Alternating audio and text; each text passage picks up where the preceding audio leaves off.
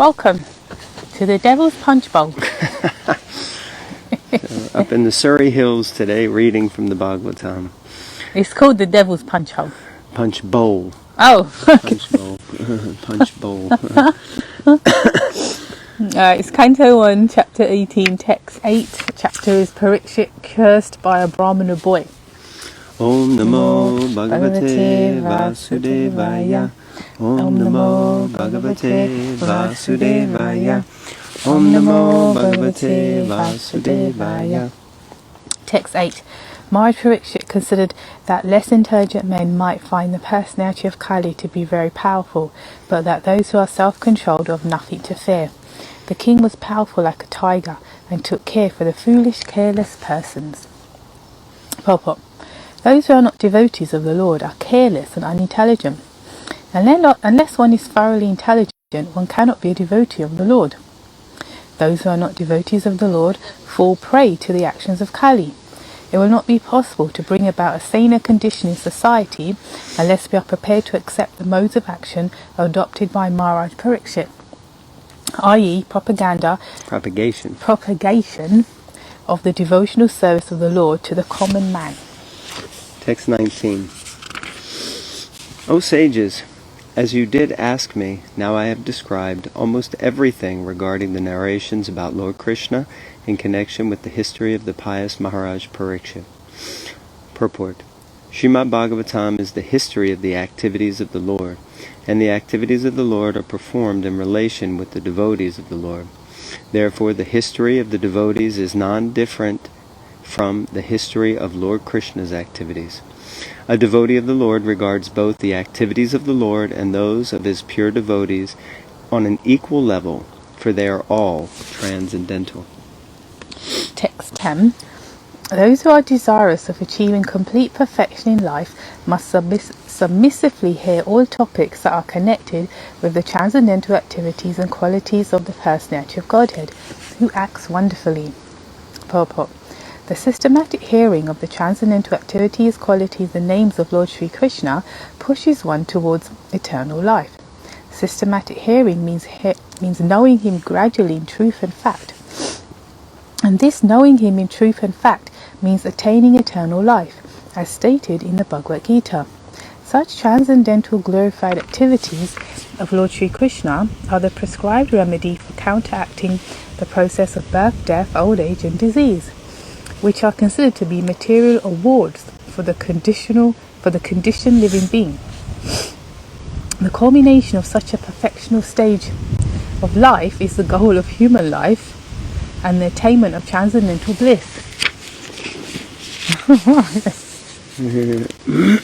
Text 11. The good sages said, O grave Sutta Goswami, may you live many years and have eternal fame, for you are speaking very nicely about the activities of Lord Krishna, the personality of Godhead. This is just like nectar for mortal beings like us. Purport. When we hear about the transcendental qualities and activities of the personality of Godhead, we may always remember what has been spoken by the Lord himself in the Bhagavad Gita 4:9. His acts, even when he acts in human society, are all transcendental, for they are all accentuated by the spiritual energy of the Lord, which is distinguished from his material energy. As stated in the Bhagavad Gita, such acts are called divyam. This means that he does not act or take his birth like an ordinary living being under the custody of material energy, nor is his body material or changeable like that of ordinary living beings. And one who understands this fact, either from the Lord or from the authorized sources, is not reborn after leaving the present material body. Such an enlightened soul is admitted into the spiritual realm of the Lord and engages in the transcendental loving service of the Lord. Therefore, the more we hear about the transcendental activities of the Lord, as they are stated in the Bhagavad Gita and Srimad Bhagavatam, the more we can know about his transcendental nature and thus make definite progress on the path back to Godhead. Text 12. We have just begun the performance of this fruitive activity, a sacrificial fire, without certainty of its result due to the many imperfections in our action. Our bodies have become black from the smoke, but we are factually pleased by the nectar of the lotus feet of the personality of Godhead Govinda, which you are distributing. Purport. The sacrificial fire kindled by the sages of Naimisharanya was certainly full of smoke and doubts because of so many flaws. The first flaw is that there is an acute scarcity of expert brahmanas able to carry out such performances successfully in this age of Kali. Any discrepancy in such sacrifices spoils the whole show, and the result is uncertain, like agricultural enterprises. The good result of tilling the paddy field depends on providential rain, and therefore the result is uncertain. Similarly, performance of any kind of sacrifice in this age of Kali is also uncertain. So, unscrupulous, greedy brahmanas of the age of Kali induce the innocent public to such uncertain sacrificial shows without disclosing the scriptural injunction that in the age of Kali there is no fruitful sacrificial performance but the sacrifice of the congregational chanting of the holy name of the Lord. Sutta Goswami was narrating the transcendental activities of the Lord before the congregation of sages, and they were factually perceiving the result of hearing these transcendental activities. One can feel this practically as one can feel the result of eating food. Spiritual realization acts in that way. The sages of Naimisharanya were practically sufferers from the smoke of a sacrificial fire and were doubtful about the result. But by hearing from a realized person like Sutta Goswami, they were fully satisfied. In the Brahma Vaivarta Purana, Vishnu tells Shiva that in the age of Kali, men full of anxieties of various kinds can vainly labor in fruitive activity and philosophical speculations, but when they are engaged in devotional service, the result is sure and certain, and there is no loss of energy. In other words, nothing performed for spiritual realization or for material benefit can be successful without the devotional service of the Lord. Text 13. The value of a moment's association with the devotee of the Lord cannot even be compared to the attainment of heavenly planets or liberation from matter, and what to speak of worldly benedictions in the form of material prosperity, which are for those who are meant for death. Purport. When there are some similar points, it is possible to compare one thing to another. One cannot compare the association of a pure devotee to anything material. Men who are addicted to material happiness aspire to reach the heavenly planets like the moon, Venus and Indraloka, and those who are advanced in material philosophical speculations aspire after liberation from all material bondage. When one becomes frustrated with all kinds of material advancement, one desires the opposite type of liberation, which is called apurna bhav, or no rebirth.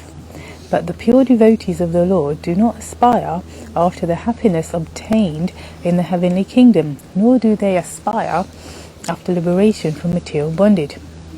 In other words, for the pure devotee of the Lord, the material pleasures obtainable in the heavenly planets are like phantasmagoria, and because they are already liberated from all material conceptions of pleasure and displeasure, they are effectively liberated even in the material world. This means that the pure devotees of the Lord are engaged in a transcendental existence, namely in the loving service of the Lord, both in the material world and in the spiritual world. As a government servant is always the same, either in the office or at home or at any place, so a devotee has nothing to do with anything material, for he is exclusively engaged in the transcendental service of the Lord. Since he has nothing to do with anything material, what pleasure can he derive from material benedictions like kingship or other overlordships, which are finished quickly with the end of the body? Devotional service is eternal. It has no end, because it is spiritual. Therefore, since the assets of a pure devotee are completely different from material assets, there is no comparison between the two. Sutta Goswami was a pure devotee of the Lord, and therefore his association with the rishis in Naimisharanya is unique. In the material world, association with gross materialists is veritably condemned. The materialist is called yosit sangi, or one who is much attached to material entanglement, women and other paraphernalia. Such attachment is conditioned because it drives away the benedictions of life and prosperity. And just the opposite is Bhagavat Sangi, or one who is always in the association of the Lord's name, form, qualities, etc. Such association is always desirable. It is worshipable, it is praiseworthy, and one may accept it as the highest goal of life. Text 14. The personality of Godhead, Lord Krishna, Govinda, is the exclusive shelter for all great living beings, and his transcendental attributes cannot even be measured by such masters of mystic powers as Lord Shiva and Lord Brahma. Can anyone who is expert in relishing nectar, ras, ever be fully satiated by hearing the topics about him? Purport. Lord Shiva and Lord Brahma are two chiefs of the demigods. They are full of mystic powers. For example, Lord Shiva drank an ocean of poison, of which one drop was sufficient to kill an ordinary living being. Similarly, Brahma could create many powerful demigods, including Lord Shiva. So they are Ishwaras, or lords of the universe, but they are not the supreme powerful. The supreme powerful is Govinda, Lord Krishna. He is the transcendence, and his transcendental attributes cannot be measured even by such powerful Ishwaras as Shiva and Brahma. Therefore, Lord Krishna is the exclusive shelter of the greatest of all living beings. Brahma is counted amongst the living beings, but he is the greatest of all of us. And why is the greatest of all the living beings so much attached to the transcendental topics of Lord Krishna? Because he is the reservoir of all enjoyment. Everyone wants to relish some kind of taste in everything, but one who is engaged in the transcendental loving service of the Lord can derive unlimited pleasure from such engagement. The Lord is unlimited, and his name, attributes, pastimes, entourage, variegatedness, etc. are unlimited. And those who relish them can do so unlimitedly and still not feel satiated. This fact is confirmed in the Padma Purana. Ramante yogi no nante satyananda chid atmani iti rama padena sao padam brahma vidiyate. The mystics derive unlimited transcendental pleasure from the absolute truth, and therefore the supreme absolute truth, the personality of Godhead, is also known as Rama.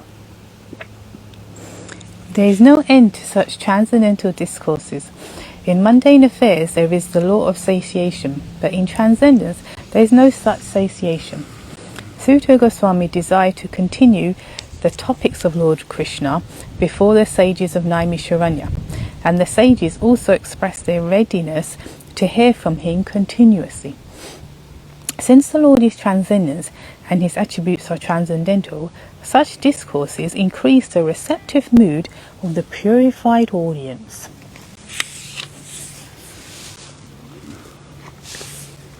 Text 15. O Suta Goswami, you are learned and pure. You are a learned and pure devotee of the Lord, because the personality of Godhead is your chief object of service. Therefore, please describe to us the pastimes of the Lord, which are above all material conceptions, for we are anxious to receive such messages. Purport. The speaker on the transcendental activities of the Lord should have only one object of worship and service, Lord Krishna, the Supreme Personality of Godhead, and the audience for such topics should be anxious to hear about him. When such a combination is possible, namely a qualified speaker and a qualified audience, it is then and there very much congenial to continue discourses on the transcendence. Okay. So we have to have one object of worship, which is Krishna, and all of you who are listening have to be eager to hear. We also have to be eager to hear. Professional speakers and a materially absorbed audience cannot derive real benefit from such discourses. Professional speakers make a show of Bhagavat Saptaha for the sake of family maintenance, and the materially disposed audience hears such discourses of Bhagavat Saptaha for some material benefit, namely religiosity, wealth, gratification of the senses, or liberation. Such Bhagavatam discourses are not purified from the contamination of the material qualities. But the discourses between the saints of Naimisharanya and Sri Sutta Goswami are on the transcendental level. There is no motive for material gain. In such discourses, unlimited transcendental pleasures are relished, both in the audience and by the speaker, and therefore they can continue the topics for many thousands of years. Now Bhagavat Saptahas are held for 7 days only, and after finishing the show, both the audience and the speaker become engaged in material activities as usual. They can do so because the speaker is not Bhagavat Pradhan, and the audience is not Shushu Shatam, as explained above. Text 16. O Sutta Goswami, please describe these topics of the Lord by which Maharaj Parikshit, whose intelligence was fixed on liberation, attained the lotus feet of the Lord, and who is the shelter of Garuda, the king of birds. Those topics were vibrated by the son of Vyas, Srila Sukadeva Goswami. Purport. There is some controversy amongst the students on the path of liberation. Such transcendental students are known as impersonalists and devotees of the Lord. The devotee of the Lord worships a transcendental form of the Lord, whereas the impersonalist meditates upon the glaring effulgence of the bodily rays of the Lord, known as the Brahma Jyoti. Here in this verse it is said that Maharaj Parikshit attained the lotus feet of the Lord by instructions in knowledge delivered by the son of Vyasadeva. Srila Sukadeva Goswami. The son of Vyasadeva, Srila Sukadeva Goswami. Yes. Sukadeva Goswami was also an impersonalist in the beginning, as he himself has admitted in the Bhagavatam 2.1.9. But later on, he was attracted by the transcendental pastime of the Lord, and thus became a devotee. Such devotees with perfect knowledge are called Mahabhagavats, or first-class devotees. There are 3 classes of devotees, namely the Prakrita, Madhyama, and Mahabhagavat. The Prakrita, or third-class devotees, are temple worshippers without specific knowledge of the Lord and the Lord's devotees. The Madhyama, or the second-class devotee, knows well the Lord's devotees, the neophytes, and the non-devotees also. But the Mahabhagavat, or the first-class devotee, sees everything in relation with the Lord, and the Lord present in everyone's relation. The Mahabhagavat, therefore, does not make any distinction, particularly between a devotee and non-devotee. Maharaj Parikshit was such a Mahabhagavat devotee because he was initiated by a Mahabhagavat devotee, Sukadeva Goswami. He was equally kind even to the personality of Kali, and what to speak of others. So, there are many instances in the transcendental histories of the world of an impersonalist who has later become a devotee. But a devotee has never become an impersonalist. This very fact proves that on the transcendental steps, the step occupied by a devotee is higher than the step occupied by an impersonalist. It is also stated in the Bhagavad Gita 12.5 that persons stuck on the impersonal step undergo more sufferings than achievement of reality. Therefore, knowledge imparted by Shukadeva Goswami unto Maharaj Parikshit helped him attain the service of the Lord. And this stage of perfection is called Apavarga, or the perfect stage of liberation. Simple knowledge of liberation is material knowledge. Actual freedom from material bondage is called liberation, but attainment of the transcendental service of the Lord is called the perfect stage of liberation. Such a stage is attained by knowledge and renunciation, as we have already explained. And perfect knowledge, as delivered by Srila Sukadeva Goswami, results in the attainment of the transcendental service of the Lord. Text 17. Last, please narrate to us the narrations of the unlimited, for they are purifying and supreme. They were spoken to Maharaj Parikshit, and they are very dear to the pure devotees, being full of bhakti yoga.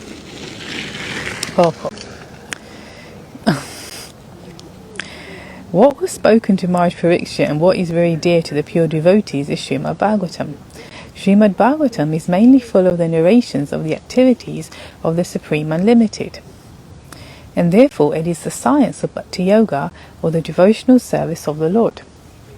Thus it is para or supreme, because although it is enriched with all knowledge and religion, it is specifically enriched with the devotional service of the Lord. Text 18. Sri Sutta Goswami said, "O God, although we are born in a mixed caste, we are still promoted in birthright simply by serving and following the great who are advanced in knowledge. Even by conversing with such great souls, one can without delay cleanse oneself of all disqualifications resulting from lower births." Purport. Sutta Goswami did not take his birth in a Brahmin family. He was born in a family of mixed caste, or an uncultured low family. But because of higher association like Sri Shukadev Goswami and the great rishis of Naimisharanya, certainly the disqualification of inferior birth was washed off. Lord Sri Chaitanya Mahaprabhu followed this principle in pursuance of the Vedic usages and his transcendental association. He elevated many low-born, or those disqualified by birth or action, to the status of devotional service and established them in the position of acharyas, or authorities. He clearly stated that any man, whatever he may be, whether a Brahmin or Shudra by birth, or a householder or mendicant in the order of society, if he is conversant with the science of Krishna, he can be accepted as an acharya, or guru, a spiritual master. Sutta Goswami learned the science of Krishna from great rishis and authorities like Sukadev and Vyasadeva, and he was so qualified that even the sages of Naimisharanya eagerly wanted to hear from him the science of Krishna in the form of Srimad Bhagavatam. So he had the double association of great souls by hearing and preaching. Transcendental science, or the science of Krishna, has to be learned from the authorities, and when one preaches the science, he becomes still more qualified. So Sutta Goswami had both the advantages, and thus undoubtedly he was completely freed from all disqualifications of low birth and mental agonies. This verse definitely proves that Srila Sukadev Goswami did not refuse to teach Sutta Goswami about the transcendental science, nor did the sages of Naimisharanya refuse to hear lessons from him because of his inferior birth. This means that thousands of years ago there was no bar to learning or preaching the transcendental science because of inferior birth. The rigidity of the so-called caste system in Hindu society became prominent within only 100 years or so, when the number of Dvija Bandhus, or disqualified men, in the families of higher caste increased. Lord Sri Chaitanya revived the original Vedic system, and he elevated Thakur Haridas to the position of Namacharya, or the authority in preaching the glories of the holy name of the Lord, although His Holiness Srila Haridas Thakur was pleased to appear in a family of Mohammedans. His Holiness Srila Haridas Thakur. Such is the power of pure devotees of the Lord. The Ganges water is accepted as pure, and one can become purified after taking a bath in the waters of the Ganges. But as far as the great devotees of the Lord are concerned, they can purify a degraded soul even by being seen by the low-born, and what to speak of association.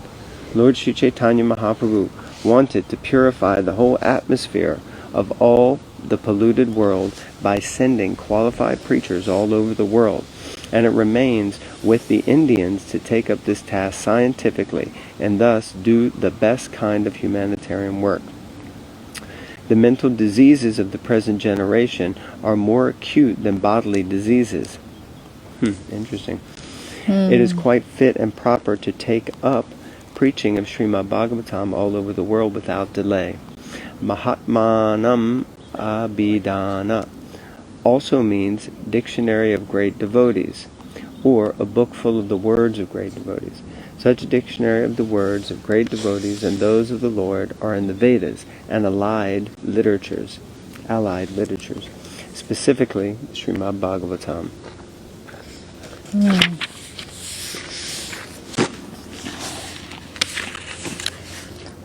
Text 19. And what to speak of those who are under the direction of the great devotees, chanting the holy name of the Unlimited, who has unlimited potency.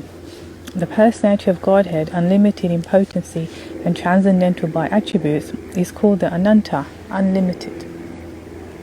Purport. The Dvija Bandhu, or the less intelligent, uncultured men born of higher castes, put forward many arguments against the lower caste men becoming Brahmanas in this life. They argue that birth in a family of Shudras or less than Shudras is made possible by one's previous sinful acts, and that one therefore has to complete the terms of disadvantages due to lower birth. And to answer these false logicians, Srimad Bhagavatam asserts that one who chants the holy name of the Lord under the direction of a pure devotee can at once get free from the disadvantages due to a low caste birth. A pure devotee of the Lord does not commit any offense while chanting the holy name of the Lord. There are 10 different offenses in the chanting of the holy name of the Lord. To chant the holy name under the direction of a pure devotee is offenseless chanting. Offenseless chanting of the holy name of the Lord is transcendental, and therefore such chanting can at once purify one from the effects of all kinds of previous sins. This offenseless chanting indicates that one has fully understood the transcendental nature of the holy name and has thus surrendered unto the Lord. Transcendentally, the holy name of the Lord and Lord himself are identical, being absolute. The holy name of the Lord is as powerful as the Lord. The Lord is the all-powerful personality of Godhead, and he has innumerable names, which are all non-different from him, and are equally powerful also. In the last words of the Bhagavad Gita, the Lord asserts that one who surrenders fully unto him is protected from all sins by the grace of the Lord. Since his name and he himself are identical, the holy name of the Lord can protect the devotee from all effects of sins. The chanting of the holy name of the Lord can undoubtedly deliver one from the disadvantages of a lower caste birth. The Lord's unlimited power is extended on and on by the unlimited expansion of the devotees and incarnations, and thus every devotee of the Lord and incarnations also can be equally surcharged with the potency of the Lord. Since the devotee is surcharged with the potency of the Lord, even fractionally, the disqualification due to lower birth cannot stand in the way. You finished there? More time. That's fine. Yeah? Okay. So we'll conclude here. Thank you all very much for your time. Grantaraj Srimad Bhagavatam Ki. Bye.